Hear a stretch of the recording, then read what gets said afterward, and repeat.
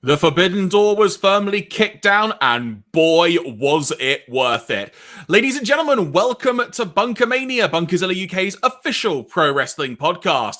I am Jeremy Graves, and joining me live tonight on this Wednesday, the 29th of June evening, to discuss what was a fantastic Forbidden Door pay-per-view, my cohort in crime, my tag team partner. Think of all other great terms you could call it. Above all else, he's a great gentleman. It is the Dekker Dane, Mr. Ian Bolton. Good sir, how are you doing tonight? I am doing lovely. How are we doing? How are we doing? Have we shut all the doors now? Can we shut all of those forbidden doors right now?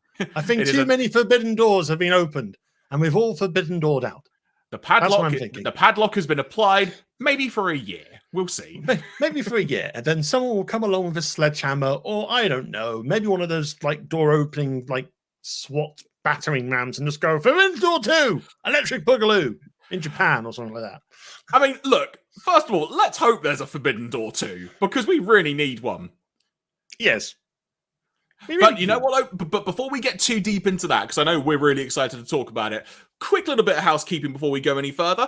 First of all, if you are joining us live tonight on YouTube, thank you very much for tuning in, as it were. You can post your thoughts live in the comments as we go. And of course, as well, if you're not already, make sure you are subscribed to the Bunkerzilla UK channel so you can get updates as to when we are going to be having another show each and every other week as things stand. The reason I say other week is because we also do audio podcasts, and this will also be available in audio form on the likes of Apple Podcasts, Spotify, Google Podcasts, you name it. Dekker Dane-san has more than likely, I should say, made it available on that platform. So a big shout out to our audio listeners. Make sure you hit the subscribe button on your platform of choice so you can make sure to receive every single episode of BunkaMania as it becomes available. And periodically, good sir, as it so happens, occasionally there's the odd bonus episode as well that is audio exclusive. So it is worth it to make sure people have hit that subscribe button. Absolutely. Definitely hit it. Definitely. And should also note as well that if you are watching the YouTube archive version of this, you can find chapter markers for the discussion points as needed on this episode too. Good sir, before we delve into our primary and main focal point for tonight, that being the Forbidden Door pay-per-view, any other additional housekeeping notes we should make our good folks aware of? Not at the moment. I think for this episode, we are predominantly talking about AEW and New Japan Pro Wrestling with Forbidden Door. We, depending on how we are for time and availability, we may do a little bit of talk about Money in the Bank and just have a quick rundown of the card. If not, don't worry, we'll be doing an episode all about Money in the Bank very, very soon, because it's actually this Saturday. So it's kind of like, it's like one event after the other here in the world of wrestling. But yes, tonight it is an AEW affair. Yeah, little peek behind the curtain. I'm to blame for that because I may have to go and pick up someone from a train station. So that involves me having to dart across there for a short journey. So we will see. If I get a message during the show, we will know how long we're going to be on for. And that will determine how much extra we may talk about. But the primary subject for today, good sir, is the combined AEW Cross New Japan Pro Wrestling pay-per-view Forbidden Door. This was quite a show, to say the least. But I think... in the interest of kind of setting the scene, as it were, because I've dabbled into a little bit of Japanese pro wrestling talk before. I know you've mentioned a few bits here and there occasionally, but I think it'd be a good place to sort of set the scene as to our respective experiences, familiarity, whatever the best word is, when it comes to New Japan Pro Wrestling, let alone Japanese wrestling in general. So from your perspective, how would you describe your familiarity with New Japan and or Japanese wrestling in general going into this show? Fairly minimal, to be honest. I think I took a little bit of an interest in New Japan Pro Wrestling back in, I think it was when was the first double? I think was it 2019? Yeah, sounds about right. 3 years ago. Yeah, 2019. So basically, I think I got a little bit more interested into watching New Japan Pro Wrestling simply because Moxley had just come out of WWE. He appeared on AEW and was signed up for the G1 Climax. So I was kind of watching the odd kind of matches here or there, not necessarily watching religiously like every day of the tournament and stuff like that. I think I was just, when it was a Moxley match, I was just kind of interested. And I think I signed up to New Japan Pro Wrestling World, the app. And I think I watched the occasional match here or there.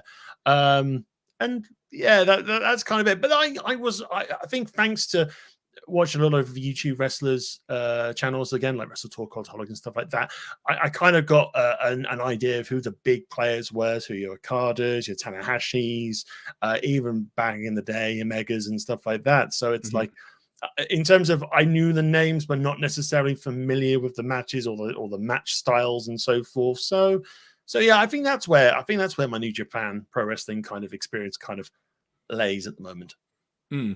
I've been a fan, I'll keep this as truncated as I can, but I've been a Japanese wrestling fan for a long time, like dating back to my first experience probably being during the Monday Night War while watching WCW Nitro.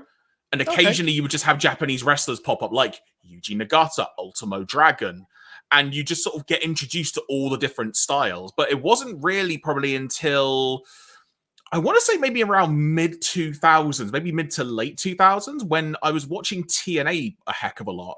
And some of the wrestlers like the Motor City Machine Guns and Team 3D and Christopher Daniels were going to Japan, and like Kurt Angle as well, because there was a big sort of global impact show that featured Kurt Angle challenging for the IWGP title. So there was a bit of a TNA crossover with New Japan, and that's when I really, I think it was the year before that, I really tried to get into Japanese wrestling more. And this was in the days before there were dedicated streaming services. So you had to really try if you wanted to find Japanese wrestling. I shan't elaborate more than that. You can join the dots together and figure out what I mean.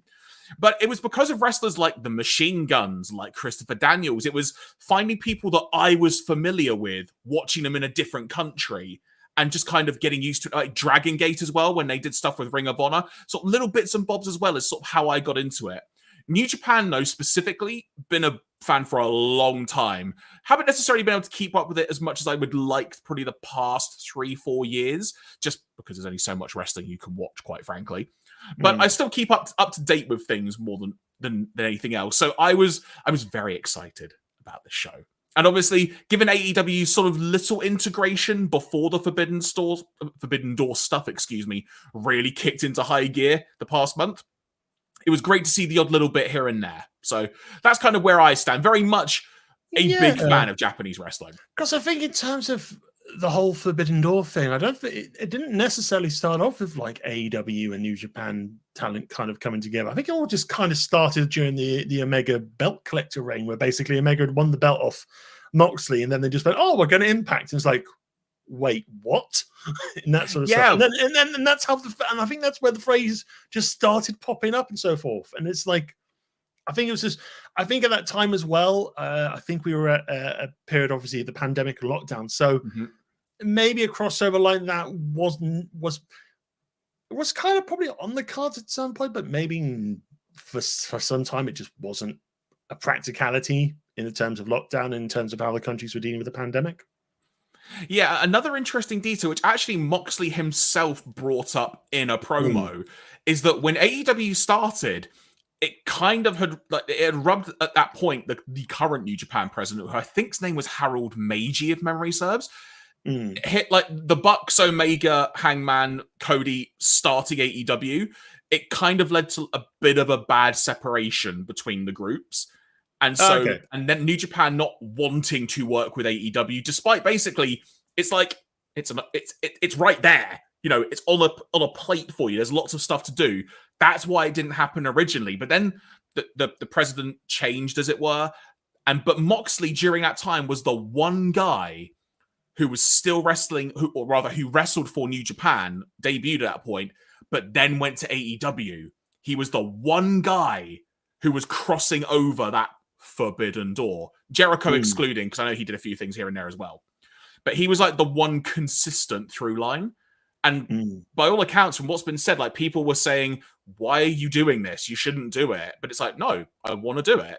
And he was the one guy, and I think he kind of emphasized it in one of his promos leading up to the show. He's the one that still kept kicking that Forbidden Door in and keeping this potential relationship alive. And ultimately, it opened up leading to this event. So from there, we sort of set the scene, as it were. Now, I know you didn't get a chance to watch the buy-in, and to give it a really quick summary, if you're someone who hasn't seen the show and you want to watch the buy-in, the way I would describe it is a really fun, watchable hour with some good matches, kind of helps set the mood for the evening. Some all right wrestling in there. It's not spectacular, but it's good fun, quite frankly. And there were some New Japan folks that was nice to see. Not Yoshihashi. I'm not a fan of him, but he is better, just saying. And it was just fun to see some other people who we've not seen on AEW TV for a while, like The Factory, like QT Marshall and Aaron Solo and Nick Comoroto. Not seen them in freaking yonks, and they're on the show. So it was kind of nice to also see some other talent you've not seen for a little while. Yeah. But then we get to the event itself, and when it comes to the possible matches you could open up with, good sir, it's like, what would be a good match to start with? And then you hear the familiar music of Judas from Fozzy, which means we're starting with the 6-man tag match of Chris Jericho, Sammy Guevara, now, of course, aligned with the Jericho Appreciation Society since we last did a podcast. That's a thing that's happened. We may come back to that in the future, for time's sake. And Minoru Suzuki of the Suzuki-gun faction in New Japan, taking on Eddie Kingston, Wheeler Yuta, and Shota Umino from New Japan Pro Wrestling. This was great. It was a fun way to open the show. Absolutely. I mean, obviously, we're returning to obviously to the Jericho Kingston feud, which is obviously going to have a very bloody, I would say, conclusion maybe tonight at Blood and Guts at time of recording. We'll see. I mean, if William Regal's promo about putting the kids to bed early is anything to go by, I think there may be a lot of blood. You could say a bloody chapter in the story.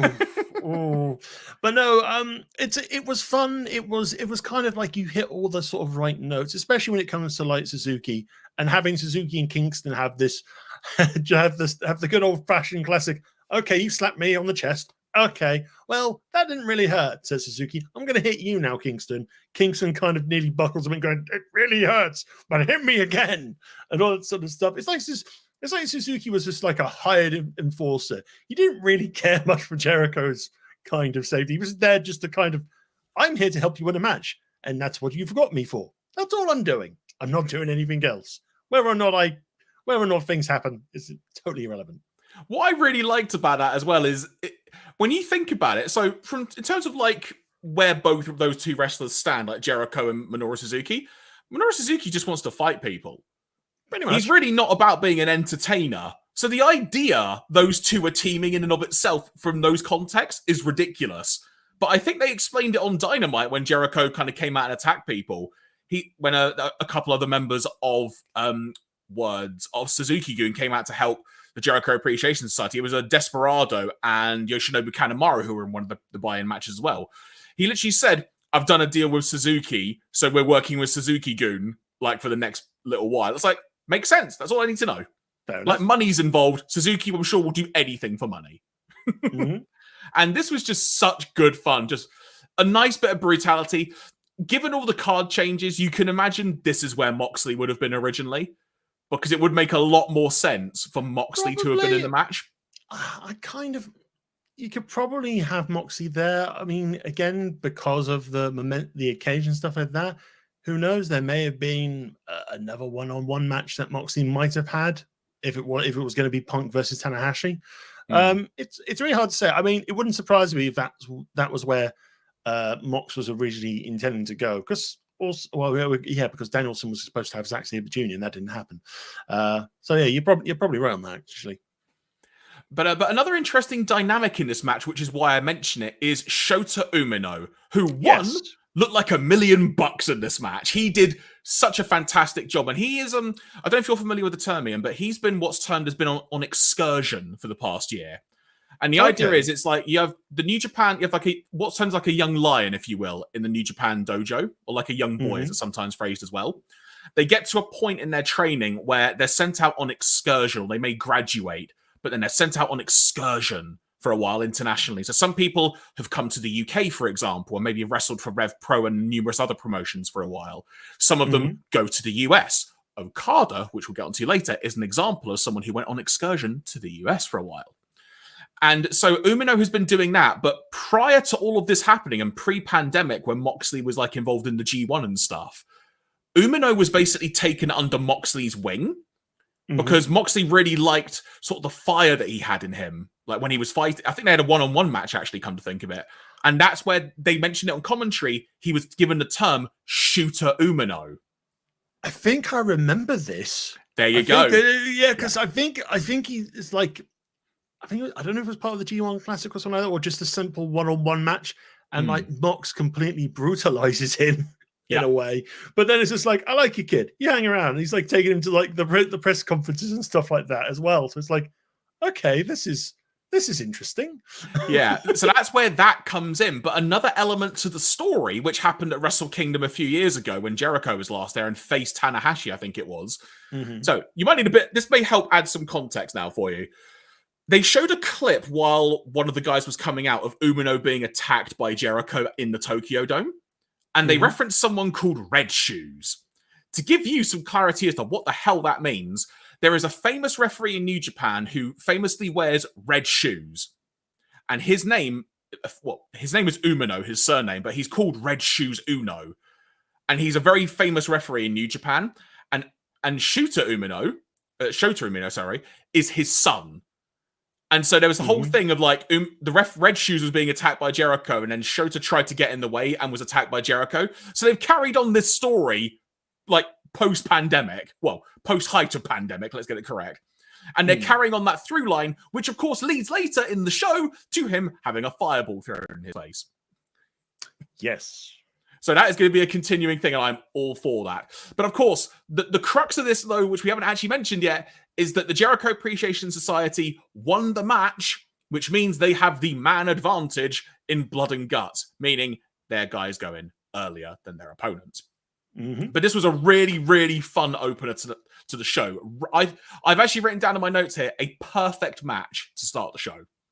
Yeah, it was good. It was fun. It was fast. Had like those nice little sort of like traditional moments you would expect to see from people like Suzuki, and yeah, Umino had a really nice show as well. I think the crowd were really into Umino towards the end of the match as well, so that's a very good sign for his career. I will say as well, there's a very fun anecdote that in Minoru Suzuki's theme, there's a particular part of it where the crowd normally shout "Kaze ni nare." You can tell Suzuki could not hide the smile on his face when he had 16,000 people shouting that, because it's probably not happened in like 2-3 years at this point because of all the regulations in Japan and such. But next up, we had our first title match of the evening. This was the double tag team title match for the Ring of Honor and IWGP tag team championship, heavyweight tag team championships, excuse me. It was FTR, but Ring of Honor tag champs, against Roppongi Vice, against the United Empire duo of Jeff Cobb and the Great Okan, who, going into the match, are the IWGP tag team champions. Cliff note, so we don't actually forget who actually won the match. FTR won, and it was freaking great that FTR won. This crowd was so into FTR, and it was wonderful to see. Yeah, it's like they're the hottest baby face tag team going, and all signs do point to an FTR v Young Bucks feud coming up for the belt. It's like they're living the proper belt collector gimmick in a way, because they've got those tag team belts. They've got Ring of Honor, they've got the New Japan ones now, they've got AAA as well, and it's kind of like, well, if they really were going on a belt collecting rampage, why not go and grab the AEW ones? And then why not go and get the Impact ones as well for a little bit of fun, if the door is still open for some Impact collaboration there. The fact of the matter is, it's just the crowd are really into them. They are on top of their game. They are by far the best out there right now. I think the first major kind of mini talking point is Dax's injury that happened like a couple of minutes into the match. Now, in terms of that, obviously you get the sense that it looks like he did something to his shoulder when he did his first move in the match, and then it's just kind of like, is he injured? Is he not injured? And he's like going off. I mean, the fact that there's no reports post match that of any injury detail tells me this could be a work to build story. I don't know. It's just like, there was one other instance in the pay-per-view, which we'll get to a bit later on, where basically there have been reports coming out after that situation. But yeah, it's just oddly quiet on the Dax front. So I think it was a work, let's call it like it is. But I think what this was, it was the show taking advantage of the fact that there had been the injury curse going into it. Literally. So my take is, at the time, you could you could tell everybody was like, no, please, no, not like this. Because for a moment, like when Dax was like led out by medical, it's like there was a little bit of a energy sap from the crowd. He couldn't really kind of the crowd were clearly not getting into it as much now because they thought they'd just seen an injury. And then again you see bits between obviously Cash and the other two teams. It just feels like to a point that they are kind of improvising now. It just seems it seems awful. It definitely seemed awfully not on script. Yeah, I think Dax on Twitter, whether it's, again, quote unquote kayfabe or whether it's legit or not, I think he said separated shoulder, but I'm still part of 7-star FTR. So I guess we'll find out in the coming days imminently if that is actually real or not. But this match was so good. And I think that's what the main thing, even with this, whether it was actually legit or not, it worked perfectly into the match. Absolutely. Just a quick query, just a quick sort of final note on the whole sort of Dax injuries kind of thing. The fact of the matter is, because they haven't got the AEW championships, maybe they have that respite of not having to defend them straight away or be thrown into a match straight away. So there is some time for Dax to heal up, as long as the injury isn't too serious and all that sort exactly. Of stuff. And I also now want to say as well, FTR are the new belt collectors. So I hope they coin that phrase. Now, there are two other things I would like to bring up. In fact, no, three. I'll keep them quick. First of all, Kevin Kelly being on the commentary team works so damn well. Caprice Coleman also being in this match was really good because it added the ROH dynamic. And I don't know if you're aware, but Coleman and Kevin Kelly used to be the ROH announce team. Okay. So from their perspective, if they sounded like they were really happy to be working with each other, it's because they've not done it in years. And then there was a wonderful moment in the match when they both, I think Caprice went, we're getting to see him in ROH again soon. And Kevin Kelly went, this was my first FTR match. I get to call them in New Japan now. Yay! And I am so up for seeing FTR in New Japan. Like, it's going to be so good. I mean, in terms of the match, it's like that was an emphatic big rig at the end. Oh, absolutely! So good. It's like I saw it coming, and the moment it happened, you just couldn't help but just shout, "Big rig!" Yeah, Big rig is like, "Yes, pin him, get the belts, you beautiful bastards." But now, before that happened, oh, I know where we're going on this. Yeah, so there was a quote unquote referee screw up.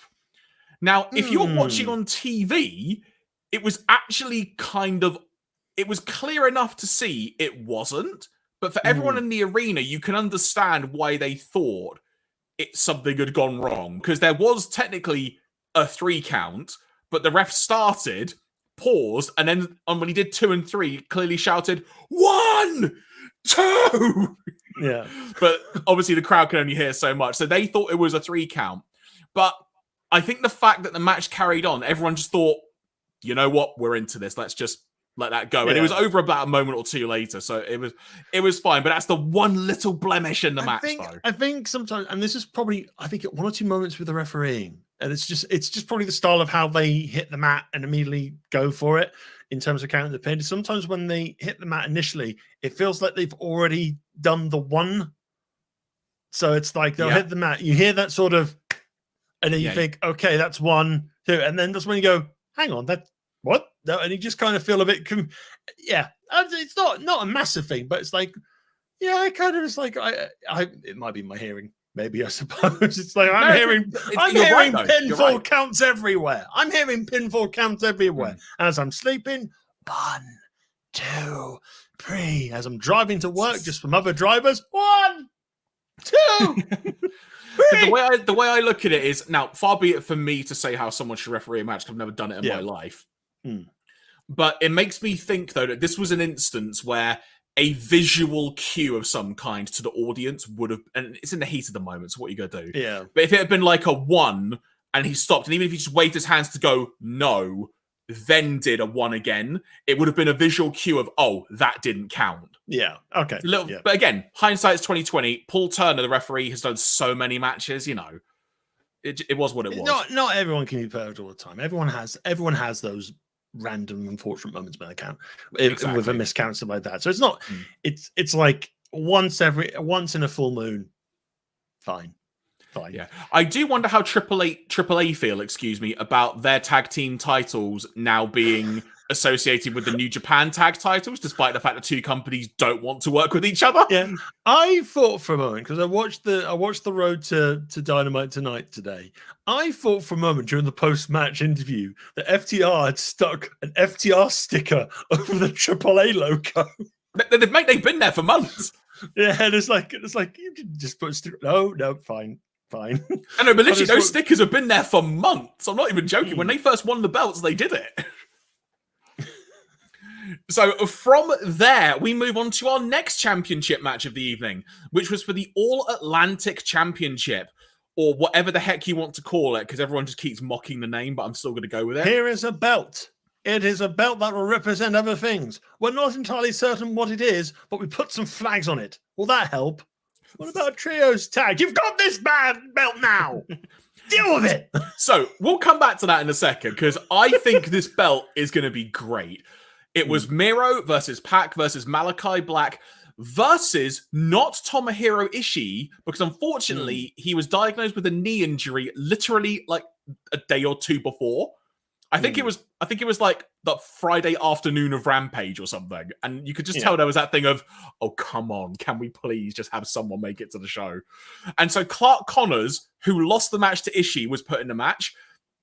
In hindsight, didn't matter because Clark Connors was freaking great in this match and got over huge with the crowd. The match was ultimately won by Pac. And I am so happy about this. I'm so happy. Yeah, I think the whole match itself was just, again, it's like a fast, furious, and had its own little mini storytelling to it, because Miro comes in, he gets a huge crowd pop, and Miro just kind of stands in the ring for most of the first half of the match, just as basically he's the literal built tank in the middle, pretty much like the one he drove into WrestleMania that many years ago. Basically, he's just stood there. People are trying to knock him off his feet. Clark Connors is trying so desperately hard to knock him off his feet. And Miro just goes, nah, and just keeps hitting him down. And it's just like, yeah, it's just like there's so many little nice moments. And I think that's what made the ultimate sort of Clark Connors sort of fire up moment really kind of get the crowd, because it's like you see the table being set up outside the ring, and you kind of think, right, Miro's definitely going through it, but is it going to be Pac or is it going to be Black who puts him through? And then out of bloody nowhere comes Clark Connors just spearing him in. I mean, I'll be honest, I was more concerned about the small child behind the table that someone eventually moved. It's like, there's a small child there. We do know there's a small child behind this table. I mean, even just quickly fast forward into the main event, when Moxley came out, he noticed the small child and went, hey, small child. Well, no, I think it's because he pulled the gate back and the child went flying. So he then went to check on him. But I will say, I do not have a child, so I cannot question parenting. I think the dad needs to get his priorities in order a little bit. Assuming that was his dad that was next to him. Because for all we know, the kid was just there on his own. You know, for all we know. Dad was just going, yeah, son, get behind. Just sit there in front of the table. You're going to get a proper education of what it is to be a wrestling fan. Father, why is that person running at a very high speed towards the barrier? I think you'll find they're about to do it. Oh, no, here they come. Oh, but this but this match was really good. Now, I will say, Pac winning was the right choice. And my theory on this was backed up on the Road to Dynamite video that was on AEW's YouTube now, as it were, if you've not seen it yet. Because he's literally said he wants to face the best wrestlers in the world. And effectively, the way I put it in my notes is this is probably going to be the equivalent of what the Intercontinental title old school used to be in WWE, like the proper workers belt. And Pac is a really damn good wrestler who can basically wrestle anyone. So if this is going to be the belt now, which means we're going to basically get regularly really freaking good one-on-one wrestling matches for a title, I am so up for this. And also, he highlighted as well international competition. So it's a way of maintaining a New Japan person coming in. Heck, it could be Konosuke Takeshita, that the DDT wrestler who's currently there. That would be a freaking fun match to see. There's so much potential in this. I am so up for this title.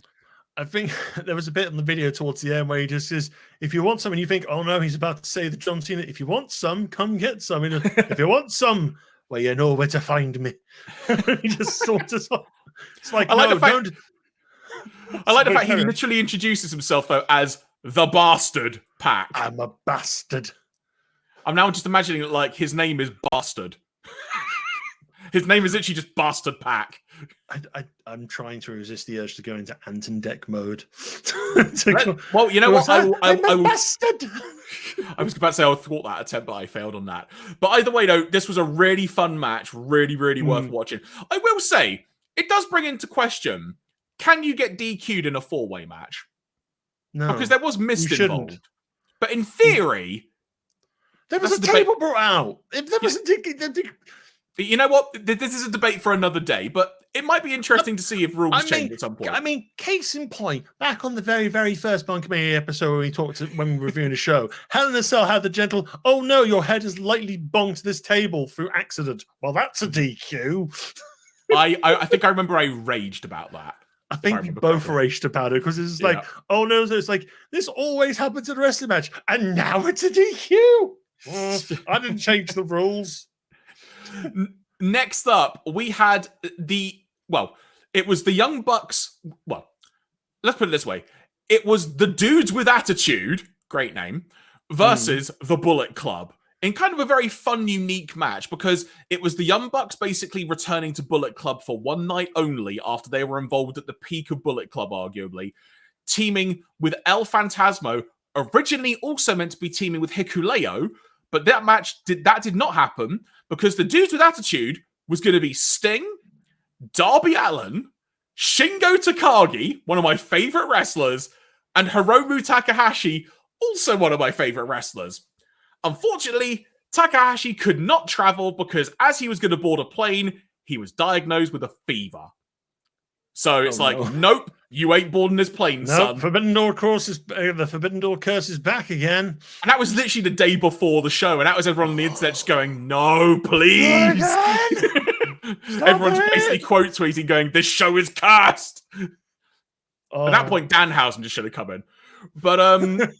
But yeah, so we got a 6-man tag match, which opened with everyone with the Bullet, like, what was it? It was the Dudes with Attitudes making their entrance. It was Darby, it was Shingo, and then Sting didn't come out. It's like, where is Sting? And then the Bullet Club comes out. The lights go out when they're on the ramp. We look to the sky, the ceiling, and there's Sting in the rafters, and I'm thinking, oh, is he going to do like a WCW style entrance where he rappels down? The lights go out again.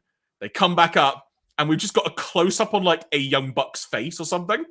And then they turn around, and all you just suddenly see is a flying body of Sting appearing out of the air because he was on top of the freaking entrance tunnel and did a dive. It's like Sting, he's so good, he just stealth walks upstage and just goes, I'm going to leap off this thing. I may be over... It's like he's in his 60s, right, Sting? Yeah.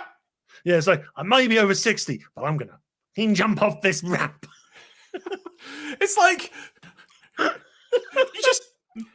I mean, look, fully appreciating, like, this is probably a bad comparison, but it's the only one that comes to mind. When you think of all the stuff, and also, I'm going to say his best wishes to him before I mention his name. When you think of all the stuff that Jeff Hardy has done throughout his entire career, and all the craziness he was just willing to do, this is like Sting being in like an old school Jeff Hardy phase. And old school, by I mean younger. Oh, you've got a point there because it's just like, well, I'm an older wrestler. I can't go as I used to go, but I can still do this. And it's like the fact that Sting can just effortlessly now just get into like these matches, and the matches are worked quite nicely to accommodate his skill set right now at his age is amazing. And it's like you kind of wish some of the more veteran talent that have maybe the ability, or maybe not necessarily as spry as they used to be. Maybe that's the way you really protect them in AEW, or even from a WWE perspective. I mean, they kind of do that too. well, I say they can do that to agree with Goldberg and WWE, but it's not really that stance. It's just basically, well, he just turns up, he'll spear, he'll jackhammer, and then that's it. We won't go into a full 30-minute match because all know we almost paralyzed the Undertaker. So yeah. Anyway. Yeah, and the thing about Sting as well is he's basically just Superman at this point. It's like he's got moments of kryptonite, which are people actually beating him down. Yeah. And then he just comes back. He harnesses the power of the crowd as opposed to the red sun. And Not then the power of the crow. Not the power of clearly the crow. Okay, fair. All right, fair. I'll give you that one. But it's just awesome. And it's just how he basically does his equivalent of hulking up. It's so good. And every time he does it, the crowd are just going mental. And this was emphasized more when I think it was El Phantasmo basically did like a nipple cripple on him, just grabbing his nipples. He just no-sold it. And so like, what's the way you counter the fact that someone will not succumb to your nipple cripple? You punch him in the nuts. That's what you do.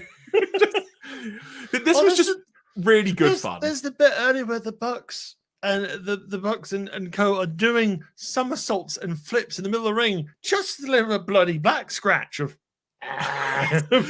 So you need to understand the context for us a bit more.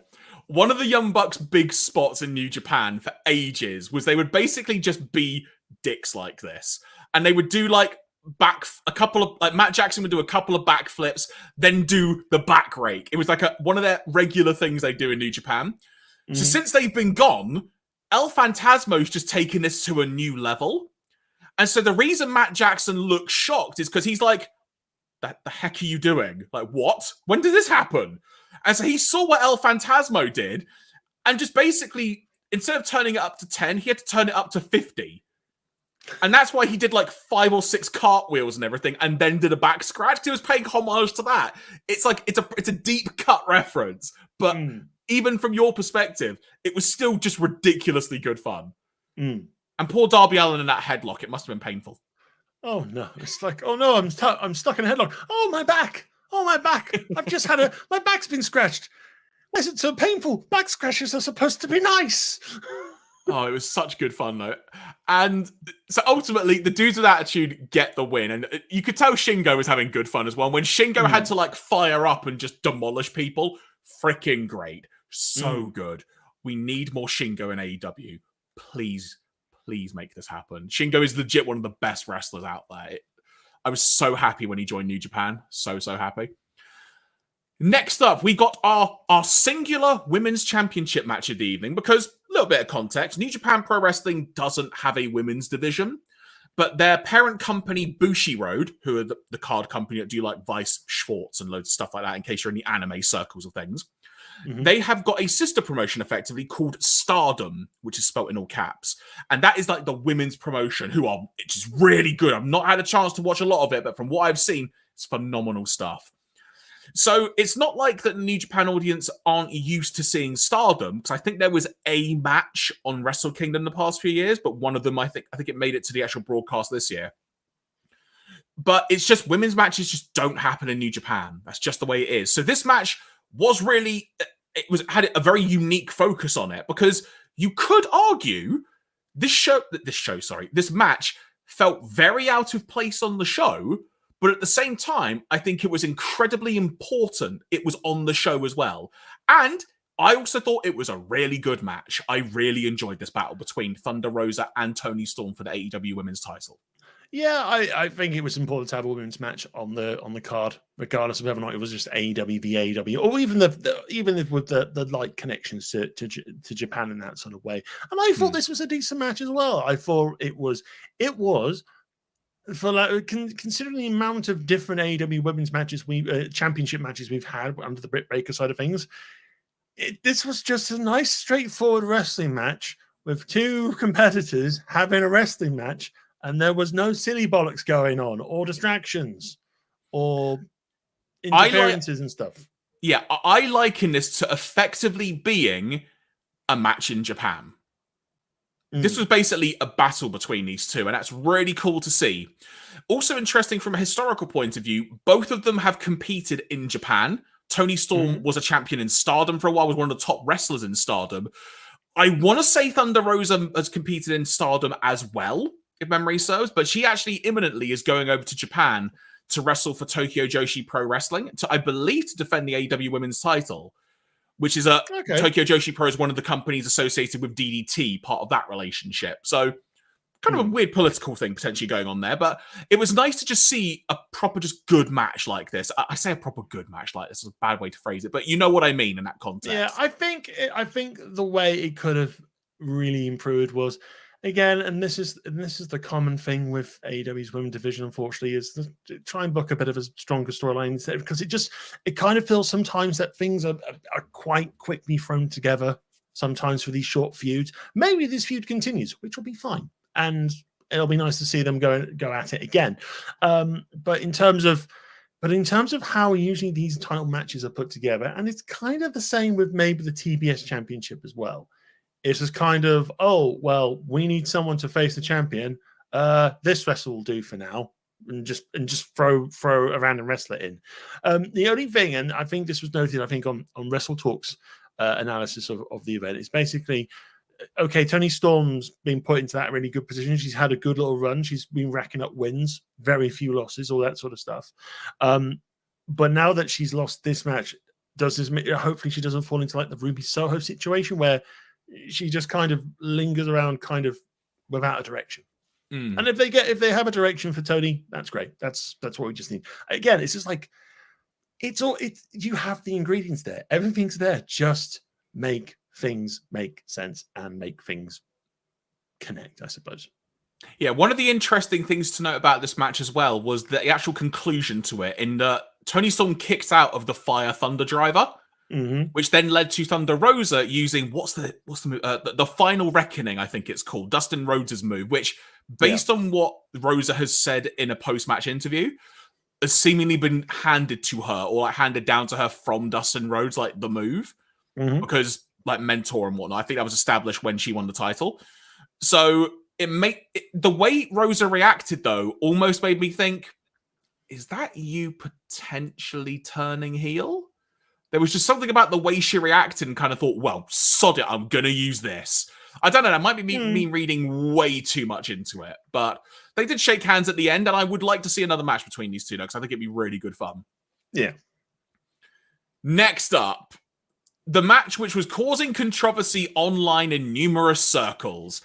It was for the IWGP US title. No title belt there because Juice Robinson, the former champion who did not defend the belt due to allegedly appendicitis and then was vacated the belt but has not given the belt back, still has possession of the belt, was also in the building that night, it should be said. Will Ospreay, the champion, I don't know how I said all that, defended the belt against Orange Cassidy. I'm going to let you start this one because this was quite a match. This was my match of the night, hands down. FTR comes awfully close, but my word, this is like the perfect blend of surreal comedy and serious craps, because there's the whole thing of, again, Ospreay looking at Cassidy as a joke. Like, again, understandably, some fans go, "Oh, but it's just a joke character." It's like, well, he's not, because we've seen it time and time again in AEW. It's like, yeah, he can have a little bit of laugh, but when it comes to serious business, look at his matches. Look at the triple threat he did at Double or Nothing with Pac and Omega. Look at the match he had with Pac back, I think, at the very first Revolution. It's just, it all comes with Orange Cassidy. He can go, and he can perform. Look at the match with Jericho. Yeah, absolutely. Well. And it's just this was a beautiful combination of styles. They're both high flyers. Obviously, Will Ospreay is insanely high flying than all the rest, to be honest. He's insane what he can do. Yeah, absolutely. And it's just yeah, you had that sort of gentle kind of tease build up of how far this match can go. And it's like, yeah, you still have the little fun moments, like Orange Cassidy just very lightly doing the light kicks to the face, which it was Kawada style kicks in this instance, from Toshiaki Kawada, famous Japanese wrestler. Ospreay's face of annoyance, so I just made that perfect. It's like, what the f are you doing? How dare you, Ospreay is. This is going to be a really weird sentence to say, but I'm just going to say it. Ospreay is fantastic at being a massive dick.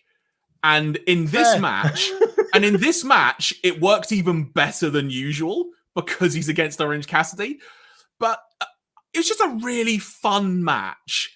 And some might say this match over-delivered, but just from the get-go, pardoning the phrase, but you knew shit was on.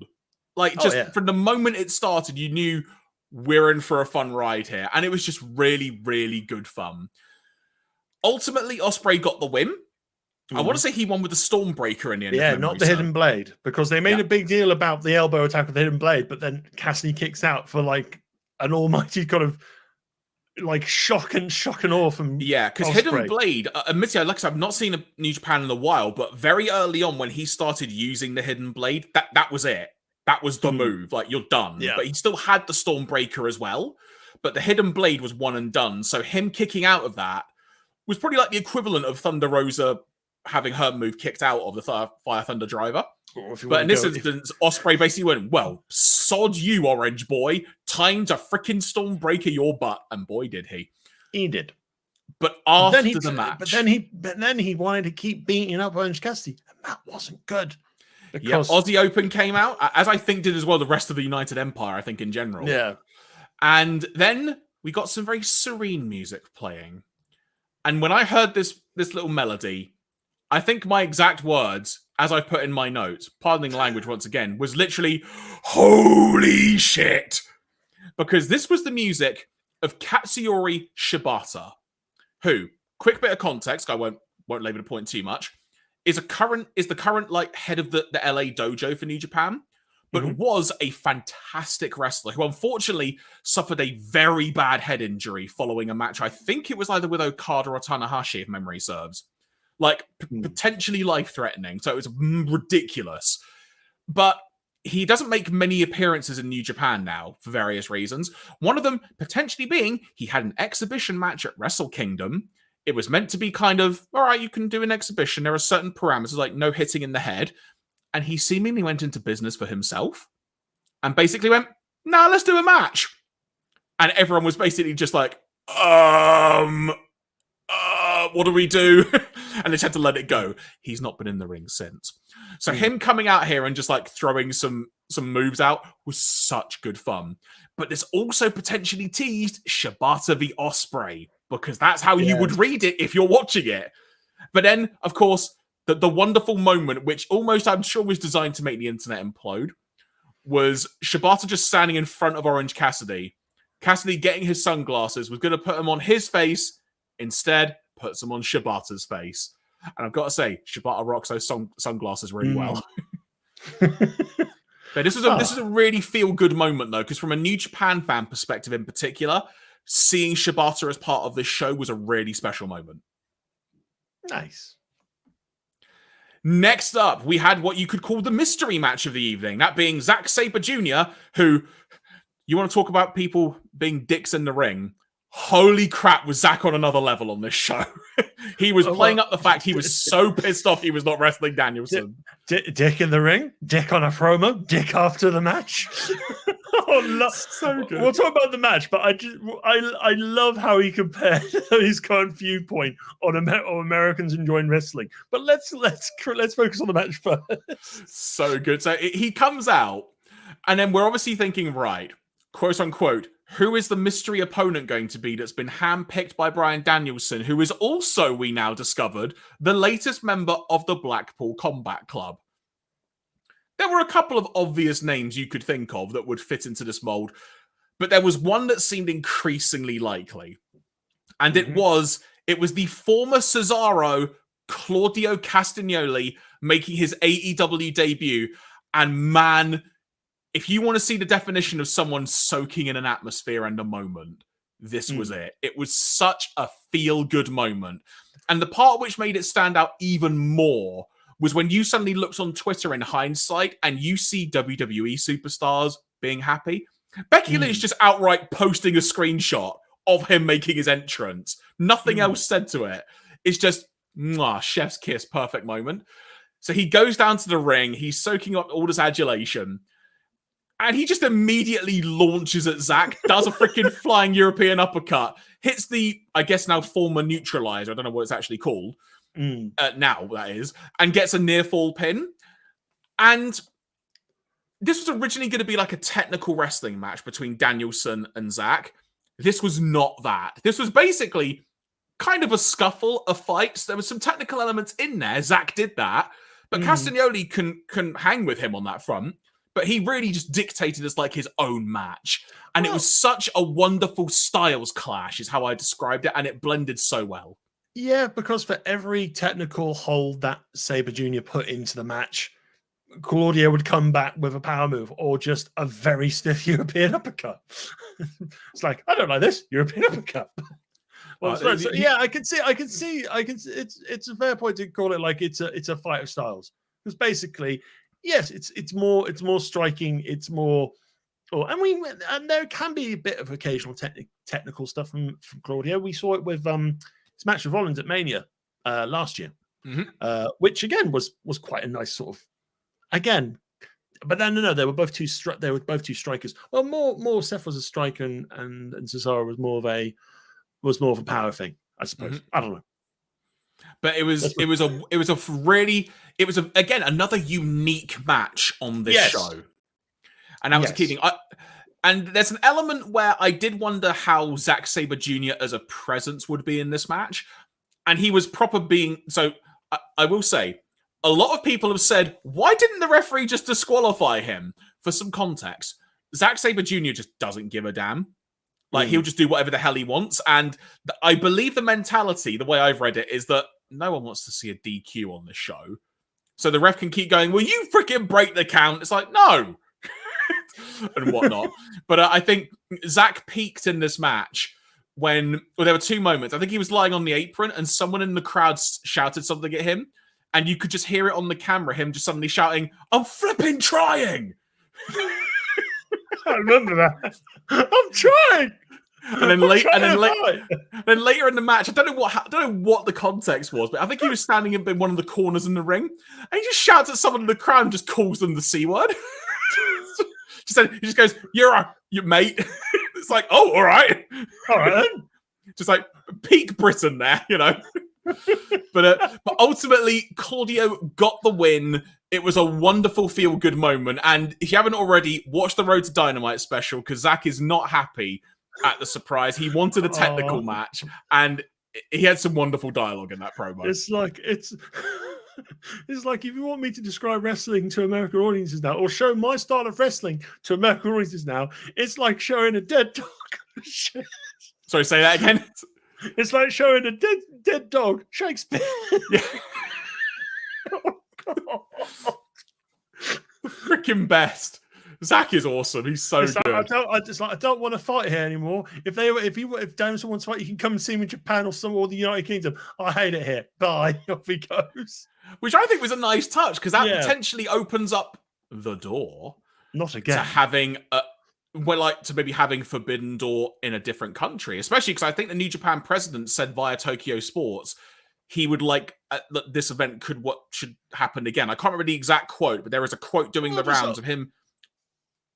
Well, just kind of alternate yearly. So this year it's in Chicago. Next year we go to Japan. It's kind of like the Ashes. It's basically 1 year someone hosts it, but it's not like the Ashes. It's about kicking doors down and going, I want a wrestling match with someone in your company. I bet that whoever looks after Forbidden Door must be tired of the amount of doors that have been kicked into this last year.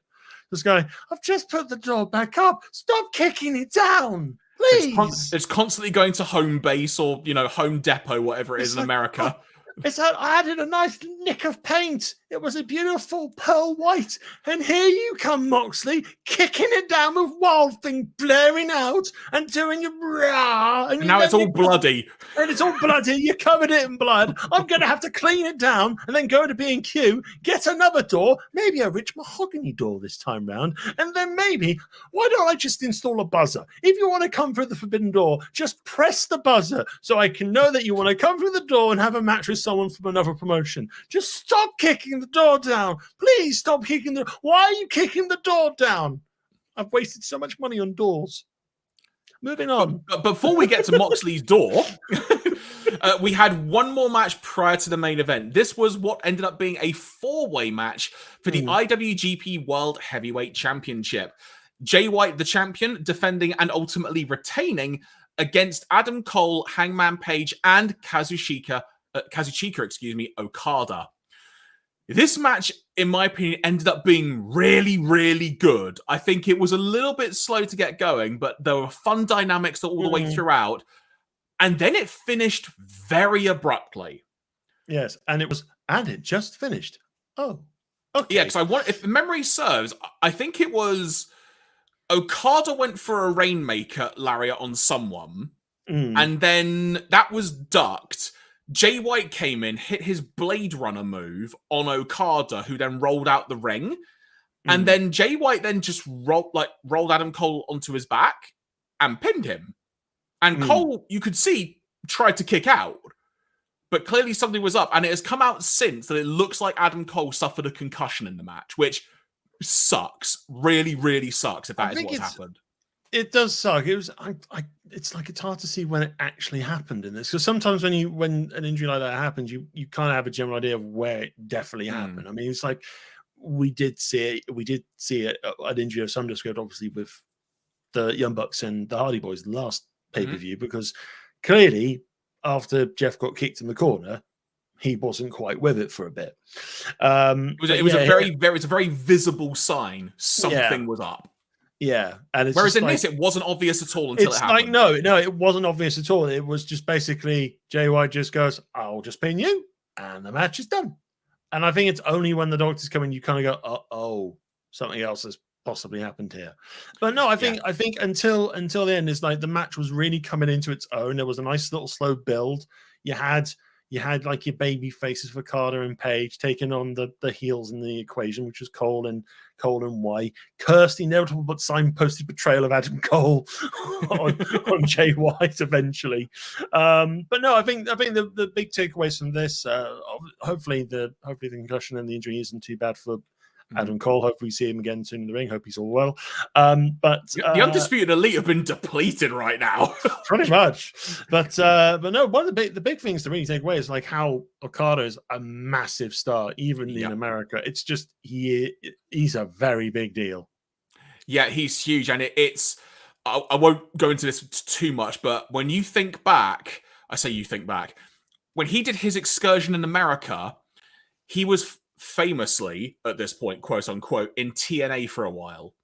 And he was given the gimmick of Okato, which was a parody of the Green Hornet. And famously, his final segment on TNA was him being tied up and whipped by the former Elijah Burke of WWE, the Pope D'Angelo De Niro.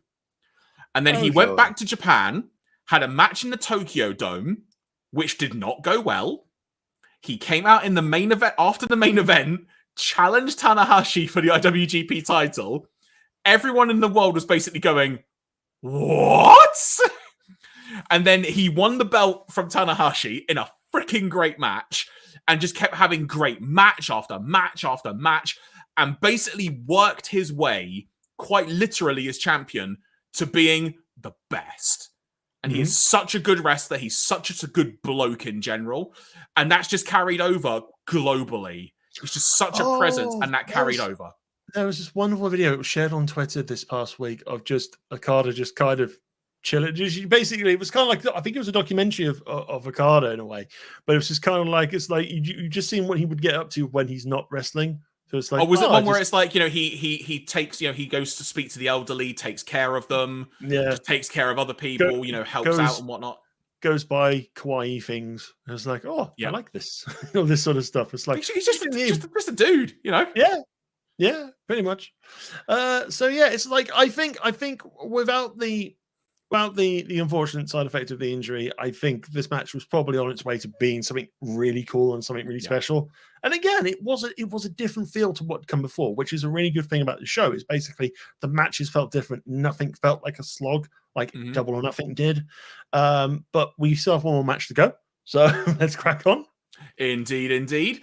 The main event for the interim AEW World Heavyweight Championship was Jon Moxley defeating Hiroshi Tanahashi in a match that had a big fight feel to it. So much so that Moxley's entrance, now you may not know this, because this is how far too on the ball I am with this stuff. Moxley's entrance was also a partial homage to his New Japan music, because it had the guitar solo intro that would normally start his New Japan music, and then went into Wild Thing. So I just thought, nice touch. Nice reference there. I didn't realize that at first, but it was just like, oh, this is a nice little build up to like the calm before the Mox storm begins. And especially with William Reaver going, "You ready, son? You ready to go in there and do your Wild Thing and your Death Rider and your Paradigm Shift and your wacky arms?" Well, did you notice actually the way Moxley won the match, which in itself was a wonderful moment? He had the bulldog choke on Tanahashi. And at that point, the crowd was sort of starting to change their tune a bit as to who exactly they wanted to win. It was pretty even throughout, but they started leaning more towards Tanahashi. And you just heard the crowd started chanting, "Go Ace, go Ace, go Ace," like his theme music. And I just thought, it's happening. And then they stand up and he just turns him around, hits the Death Rider, actually called that for the first time in AEW, or on an AEW event, I should say. That's the elevated. It's the elevated paradigm shift. So it's not like classic, which is like, obviously it was Dirty Deeds to basically just grab DDT. It's more like, nope, we're going right up, and then I'm bringing you back down. Because that is the Death Rider. I love Death Rider as a name, and I like it. It's a perfect move name for Moxley as well. It is, isn't it? Yeah, it works so well. I think I got his New Japan T-shirt of Mox, and on the back it says Death Rider or something. Yeah, because I really because when he was starting out in New Japan, and it was just like you just have this Mox and Death Rider. Yeah, spoken out in Japanese, you just go, "Man, that's bloody cool." Yeah. Just sometimes less is more when it comes to everything. It's worked so well. But this match was really, really good. Somehow Moxley was bleeding tremendously. No one really knows how, but I think, we can come back to that if we want. But I think for me, the main takeaway of this match, and this was kind of summed up in listening, because I was in London over the weekend and I was on the train. I listened to the podcast that he recorded with his wife, Renee, talking about like getting sober and whatnot. Yep. And then also watching some of the pre-match promos and whatnot. And it really sunk to me during that we saw Moxley as AEW champion. He won it before a sold-out crowd, and then wham, lockdowns happened. And suddenly, he was the champion with no crowd there at all. And he basically didn't get a crowd as long as he was AEW champion. So now we get the opportunity to see Moxley with a crowd, with him being AEW champion. Yeah. And I know originally, I think I said I would be up for Tanahashi probably winning. Like, the idea of it would just be really unique and cool. I was totally fine with either come the match, but there was part of me that thought, I really want to see Mox as champion with a crowd. I just really want to see that. Not just he's won the belt, he gets one show, and then no more. I want to see more of this. So I was very happy with how it was. And this match was just really good fun. It was a bit more of a styles clash. Tanahashi more than held his own, considering he's been through a lot in his career, to say the least. He's done a heck of a lot. It was a very unique match for a main event. I really liked it. If Tanahashi had won, would have freaking loved it, because I love Tanahashi so damn good. And this was a really, really satisfying main event to what was a fantastic show.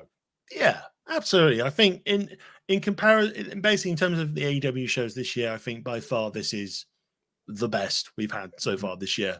And that also switches up to New Japan. Well done, New Japan, on that. But no, in terms of just pacing, in terms of match quality and stuff like that, this was really good. This was really good. It's like I come away happy to talk. It's like when we talked about Double or Nothing, it's like certain matches, it's like you just weren't really that invested. Whereas with these, I think because of the quality of the matches and the quality of the in-ring performances as well, everything just seemed to flow together. It was a very good event. Considering all the injuries, it was better than it had any right to be, I suppose. You're not joking, are you? You're not joking. No. So from that then, kind of final discussion point for the evening, briefly, before we wrap up. My question to you, and I'm asking this from the perspective, I'm someone who is a New Japan fan, and a long time one at that. From your perspective, like you mentioned at the top of the show, you dabbled in a little bit kind of when Moxley was doing stuff. You obviously are aware of the AEW involvement to a degree of various things. But from your perspective, has this show, if time was permitting and whatnot, and there were no barriers, as it were, has this event made you want to check out New Japan on a more regular basis? I would say probably yes. I guess for me, it's going to be down to people involved and the talent involved. Maybe I think I like the idea of the G1 Climax tournament because it's so unique. It is kind of like it's not really like a Champions League, but it is kind of like a group. I like the whole idea of a group stage, 4 blocks round robin. Yeah, I kind of like that, and that's not really been done. So, from my knowledge in wrestling, in terms of the stuff that I've watched, I've never seen that done before, and I think that's really cool. So, if anything, I would probably focus again on the G1 Climax, depending on who's taking part. I am aware of a few combatants in this one. I know Wheeler Yuta's in it this year. Let me double check. He was in the Best of Super Juniors, but let me see if I can pull up the lineup. I think Yuta's there. I think Lance Archer's there as well. Lance Archer is definitely one of them. Let me try and pull up the lineup quickly. So we have got Block A, Kazuchika Okada, Toru Yano, Jeff Cobb, Lance Archer, Bad Luck Fale, Tom Lawler, former New Japan Strong Champion, and Jonah, just known as Jonah, but Jonah Rock, however you want to announce it. Former Bronson Reed. There you go, that's the name. Block B, Jay White, Taichi, Tamatonga, Tomohiro Ishii, I guess pending knee injury potentially, Sanada, Great Okan, Chase Owens. Block C, Hiroshi Tanahashi, Tetsuya Naito, Evil, Hiroki Goto, Zack Sabre Jr., Kenta, and Aaron Hanare. I didn't realize that Kenta was actually in the G1. I totally missed that, so that's really cool to see. Block D, Will Ospreay, Shingo, Juice Robinson, Yoshihashi, El Phantasmo, Yujiro Takahashi, and David Finlay. I will say now, why the bloody hell is Yujiro in it? I'm not even gonna. Let's not delve into that. That's for another day. but that's a decent lineup, actually. I kind of wish there was some more international involvement, but it's still an all right lineup. But in terms of AEW specifically, Lance Archer is your AEW representative in that tournament. Okay, so no really Yuta. My bad. Never mind. No, that's fine, but he was in the Best of Super Juniors recently. He was a decent showing on that as well. So with that being said, everyone, if you've not gone out of your way to see Forbidden Door, go and watch it. It's a very watchable show, whether you're familiar with New Japan or not. I would also arguably say if you're not familiar with AEW, it's also a decent introduction to a variety of people in the promotion as well. Overall, it's just a very good introductory pay-per-view to both promotions and well worth going to watch. Absolutely. Definitely. And for a neutral wrestling fan, again, really good show. Probably a strong contender for show of the year at the moment. So go check it out. There you go. With that being said, everybody, I believe we are going to wrap up now, but thank you very much for joining us and or listening, depending how you have found our show today. Good sir, before we conclude proper, any particular housekeeping before we, in terms of upcoming shows and such that we should make note of? No, I think we'll be, the next time we're back, we are doing Money in the Bank. Now, considering we usually do 2 weeks between videos, we'll either do another episode like this, a fairly short one, on Wednesday to go with Money in the Bank, or alternatively, we'll do it as an audio, or maybe we might do it on Sunday. Keep an eye on our Twitters, so BunkaZilla UK on Twitter, just for any updates. But in terms of a normal BunkaMania live show, we usually do it every other Wednesday, so I think the next show wouldn't be until like maybe I think 18th, 14th, no, 13th of June would be, the 13th of July actually would be the next one. We're nearly in July. Yeah, we're almost in year 2, mate. Year 2. Blimey. Oh, anyway, been a good ride. But folks, thank you very much for tuning in, and tell a friend you listened to us if you enjoyed it. We would love to hear from you. As Ian mentioned, you can find us on Twitter at BunkaZilla UK. And if you've been watching us on YouTube, if you enjoyed the show, make sure to hit that like button. And if you feel so inclined, you can hit the subscribe button on there or your audio platform of choice as well.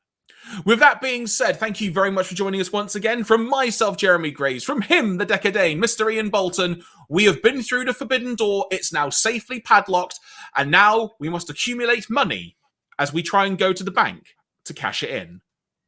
Oh, wonderful. In Las Vegas. Oh, God. I was going to say, is it in Las Vegas? I couldn't remember. It is in Las Vegas. Oh, there you go. I was like, going to strike it rich for all the money. Oh. Folks, thank you very much for tuning in. We will talk to you soon. Take care. Good night.